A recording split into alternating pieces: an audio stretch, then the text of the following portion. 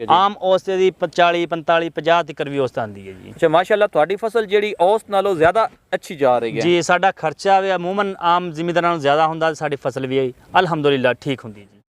बिस्मिल्लाहिर्रहमानिर्रहीम, अस्सलाम वालेकुम। आप सारे दोस्तों को मेरे इस channel village life with Safdar में खुश आमदीद। दोस्तों क्या हाल है, उम्मीद करता हूँ आप खैर खैरियत से होंगे।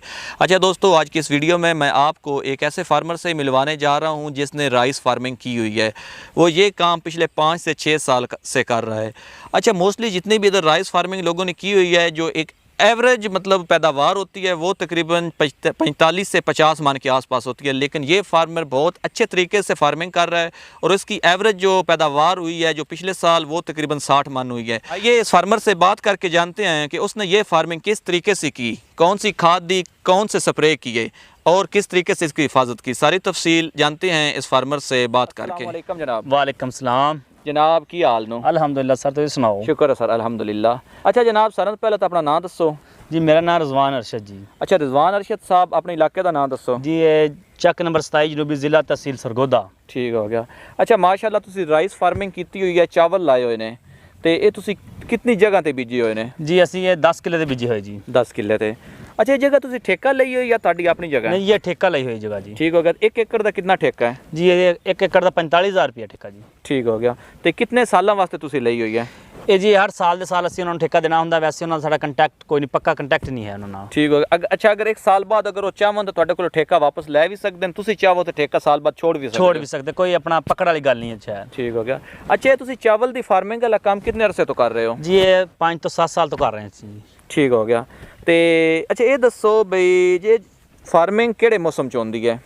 ਇਹ ਜੀ ਹਾੜ ਦੇ ਐਂਡ ਵਾਲੇ ਦਿਨਾਂ 'ਚ ਹੁੰਦੀ ਜੀ। 20 ਹਾੜ ਤੋਂ ਬਾਅਦ ਸ਼ੁਰੂ ਕਰੀ ਦੀ ਜੀ। ਠੀਕ ਹੋ ਗਿਆ। ਤੇ ਤੁਸੀਂ ਇਹ ਕਿਹੜਾ ਚਾਵਲ ਲਾਇਓ ਦਾ ਇਸ ਟਾਈਮ? ਇਹ ਜੀ ਸੁਪਰ ਇੰਡੀਆ ਕਾਇਨਾਤ ਲਾਇਆ ਹੈ ਜੀ। ਅੱਛਾ ਤੇ ਸੁਪਰ ਇੰਡੀਆ ਤੁਸੀਂ ਲਾਇਓ ਦਾ ਹੈ, ਤੇ ਇਸ ਤੋਂ ਇਲਾਵਾ ਹੋਰ ਕਿਹੜੀ ਕਿਹੜੀ ਚਾਵਲ ਦੀ ਕਿਸਮ ਹੁੰਦੀ ਹੈ? ਸੁਪਰ ਕਰਨਲ ਬਾਸਮਤੀ ਹੈ ਜੀ, ਇੱਕ 60 ਹੈ ਜੀ, ਇਹਨੂੰ ਕਹਿੰਦੇ ਇੱਕ 86 ਹੈ, ਇੱਕ ਸੁਪਰ ਫੈਨ ਹੈ, ਇੱਕ 1509 ਹੈ ਜੀ। ਠੀਕ ਹੈ।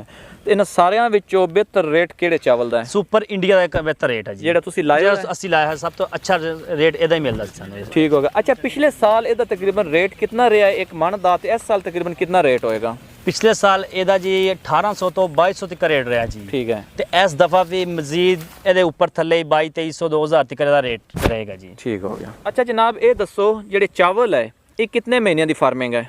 ਇਹ ਚਾਵਲ ਦੇ ਵਿੱਚ 4 ਤੋਂ 4.5 ਮਹੀਨੇ ਤੱਕ ਲੱਗ ਜਾਂਦਾ ਜੀ। ਅੱਛਾ ਅੱਛਾ ਚਾਵਲ ਲਾਉਣ ਦਾ ਸਾਨੂੰ ਮੁਕੰਮਲ ਤਰੀਕਾ ਦੱਸੋ, ਜ਼ਮੀਨ ਦੀ ਤਿਆਰੀ ਤੋਂ ਲੈ ਕੇ ਮੁਕੰਮਲ ਫਸਲ ਤਿਆਰ ਹੋਣੇ ਤੱਕ। ਜ਼ਮੀਨ ਤਿਆਰ ਕਰਕੇ ਜੀ ਇਹਦਾ ਕਰਨਾ ਪੈਂਦਾ ਜੀ ਗਦਾਲ, ਜਿਹਨੂੰ ਖੋਬਾ ਕਹਿੰਦੇ ਜੀ। ਠੀਕ ਹੈ। ਟਰੈਕਟਰ ਨਾਲ ਅੱਛੀ ਤਰ੍ਹਾਂ ਹੋ ਜਾਵੇ ਜੀ, ਪਾਣੀ ਇਸ ਵਿੱਚ ਨਾ ਸੁੱਕੇ ਜੀ। ਠੀਕ ਹੈ। ਇਹ ਕਰਕੇ ਮੁੜ ਕੇ ਜੀ ਲੇਬਰ ਕੋ ਲਿਆ ਕੇ ਲੇਬਰ ਸ਼ੁਰੂ ਕਰ ਦੇਵੇ। ਇਹ ਜੀ ਇੱਕ ਗਿੱਠ ਦੇ ਦਰਮਿਆਨੀ ਫੈਸਲੇ ਦੇ ਲਾਣੀ ਚਾਹੀਦੀ ਹੈ ਜੀ। ਠੀਕ ਹੈ। ਜਿਹਦੀ ਆਪਣਾ ਪੌਦਿਆਂ ਦੀ ਪੈਦਾਵਾਰ ਪੂਰੀ ਹੋਵੇ ਜੀ। ਠੀਕ ਹੈ।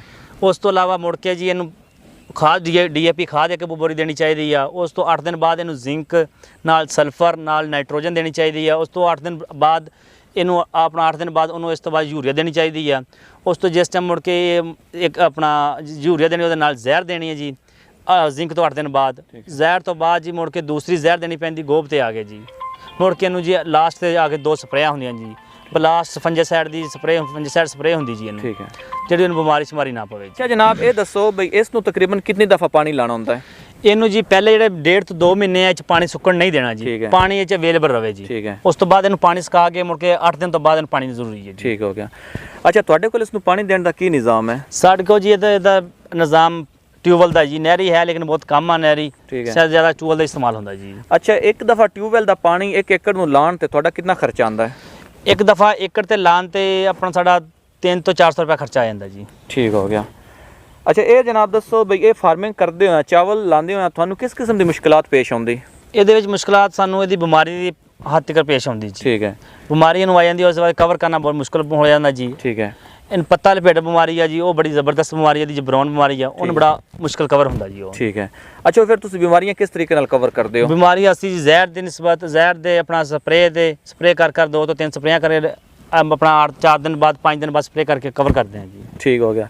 ਅੱਛਾ ਇਸ ਚਾਵਲ ਦੀ ਫਸਲ ਨੂੰ ਤਕਰੀਬਨ ਪੂਰੇ 4 ਜਾਂ ਜਿੰਨਾ ਅਰਸਾ ਤੁਸੀਂ ਦੱਸ ਦਿਓ ਤਿਆਰ ਹੁੰਦੀ ਹੈ, ਕਿੰਨੀ ਦਫਾ ਖਾਦ ਦੇਣੀ ਪੈਂਦੀ ਹੈ ਤੇ ਕਿੰਨੀ ਦਫਾ ਸਪਰੇ ਕਰਨਾ ਪੈਂਦਾ ਹੈ? ਇਹਨੂੰ ਜਿਹੜੀ ਸਪਰੇ ਜੀ 2 ਤੋਂ 3 ਸਪਰੇ ਹੁੰਦੇ ਆ ਜੀ, 4 ਤੋਂ 5 ਵਾਰੀ ਖਾਦ ਦੇਣੀ ਪੈਂਦੀ ਹੈ ਜੀ। ਠੀਕ ਹੈ।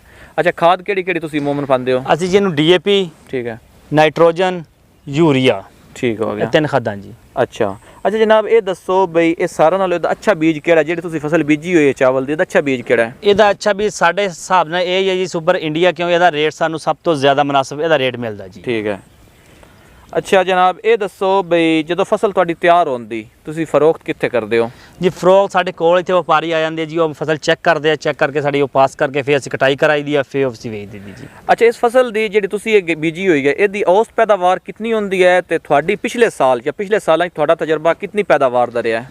ਸਾਡੀ ਪਿਛਲੀ ਦਫਾ ਜਾਂ ਉਸ ਤੋਂ ਪਿਛਲੀ ਦਫਾ 2 ਸਾਲ ਸਾਡੀ ਔਸਤੇ ਦੀ ਰਹੀ ਹੈ ਜੀ 55 ਤੋਂ 60 ਮਣ ਤੱਕ ਜੀ। ਠੀਕ ਹੈ ਜੀ। ਆਮ ਔਸਤੇ ਦੀ 40 45 50 ਤੱਕ ਵੀ ਔਸਤ ਆਉਂਦੀ ਹੈ ਜੀ। ਅੱਛਾ ਮਾਸ਼ਾਅੱਲਾ, ਤੁਹਾਡੀ ਫਸਲ ਜਿਹੜੀ ਔਸਤ ਨਾਲੋਂ ਜ਼ਿਆਦਾ ਅੱਛੀ ਜਾ ਰਹੀ ਹੈ ਜੀ। ਸਾਡਾ ਖਰਚਾ ਵੀ ਅਮੂਮਨ ਆਮ ਜ਼ਿਮੀਂਦਾਰਾਂ ਨਾਲੋਂ ਜ਼ਿਆਦਾ ਹੁੰਦਾ, ਸਾਡੀ ਫਸਲ ਵੀ ਅਲਹਮਦੁਲਿਲਾ ਠੀਕ ਹੁੰਦੀ ਜੀ। ਅੱਛਾ, ਇਹ ਤੁਹਾਡਾ ਜਦੋਂ ਚਾਵਲ ਤਿਆਰ ਹੋ ਜਾਂਦਾ, ਚਾਵਲ ਤੁਸੀਂ ਅਲੱਗਾ ਕਰ ਲੈਂਦੇ ਹੋ, ਤੁਸੀਂ ਚਾਵਲ ਇਹ ਮਤਲਬ ਥ੍ਰੈਸ਼ਰ ਦੇ ਜ਼ਰੀਏ ਅਲੱਗਾ ਕਰਦੇ ਹੋ ਜਾਂ ਹਾਰਵੈਸਟਰ ਦੇ ਜ਼ਰੀਏ? ਨਹੀਂ ਜੀ, ਇਹ ਹਾਰਵੈਸਟਰ ਜ਼ਰੀਏ ਅਸੀਂ ਕਰਦੇ ਹਾਂ ਜੀ। ਠੀਕ ਹੋ ਗਿਆ। ਹਾਰਵੈਸਟਰ ਦਾ ਤਕਰੀਬਨ ਕਿੰਨਾ ਖਰਚਾ ਆਉਂਦਾ 1 ਏਕੜ ਦਾ? ਹਾਰਵੈਸਟਰ ਦਾ ਜੀ 3500 ਰੁਪਏ 4000 ਰੁਪਏ ਜੀ ਫੀ ਏਕੜ ਲੈਂਦੇ ਜੀ ਉਹ। ਅੱਛਾ, ਆਮ ਰੂਟੀਨ 'ਚ ਜਿਹੜੇ ਅਸੀਂ ਰਵਾਇਤੀ ਤਰੀਕੇ ਨਾਲ ਕਰਦੇ ਆ, ਬੰਦੇ ਕੱਟ ਕੇ ਤੇ ਉਸ ਨੂੰ ਮਤਲਬ ਚਾਵਲ ਨੂੰ ਮਤਲਬ ਫੰਡਦੇ ਨੇ ਜੀ। ਠੀਕ ਹੈ, ਉਸ ਤਰੀਕੇ ਨਾਲ ਚਾਵਲ ਜ਼ਾਇਆ ਹੁੰਦਾ ਹੈ?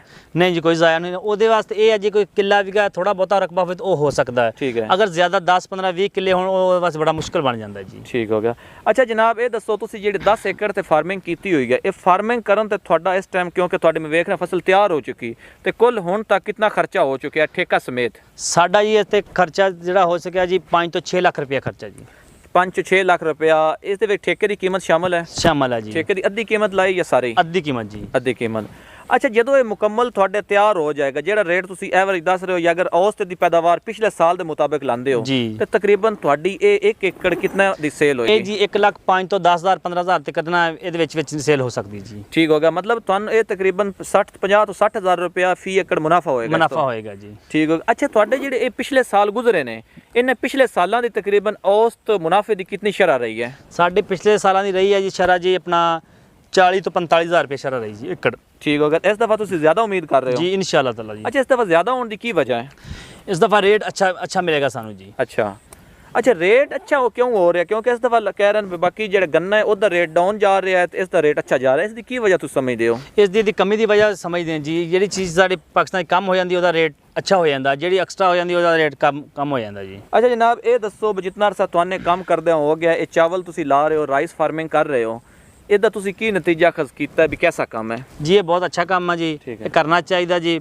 अपन बंदे मेहनत करके मजदूर अपना मेहनत करके बड़ा अल्लाह पाक रोज़ी देना जी विचों जी। इस काम का मुस्तकबिल की वेख रहे हो? इसका मुस्तकबिल ये है जी मजीद हर साल ये इजाफी होंदी है जी। ठीक हो गया। अच्छा जनाब, तो इस काम के बारे तुसी दूसरे लोगों की मशवरा दोगे? मैं वीरां सारे कहांगे जी, अपने सारे वीरां भरावां नूं कहांगे ये जी राइस अपना करनी चाहिए है जी, ये बीजनी चाहिए है, काश्त करनी चाहिए सारे। ठीक हो गया। अच्छा रिजवान साहब जनाब, तुहाडा इंटरव्यू करके बहुत अच्छा लगा, तो उम्मीद है ये इंटरव्यू साढ़े नाजरीन वास्ते फायदेमंद होगा। जेडे लोग ये राइस फार्मिंग कर रहे हैं या आने वाले अपना सालों में सोच रहे हैं, उन्होंने उम्मीद है इस तो हेल्प हासिल होएगी। तुहाडा जनाब बहुत शुक्रिया जी, मेहरबानी सर, थैंक यू। अच्छा दोस्तों, राइस फार्मिंग के ऊपर आपने मेरी वीडियो देखी, उम्मीद है ये वीडियो आपको पसंद आई होगी। मज़ीद अच्छी वीडियोस के लिए मेरे चैनल को सब्सक्राइब करें और साथ बेल आइकन प्रेस कर दें। इसके अलावा आप मुझे इंस्टाग्राम पर फॉलो करें। आपका बहुत शुक्रिया।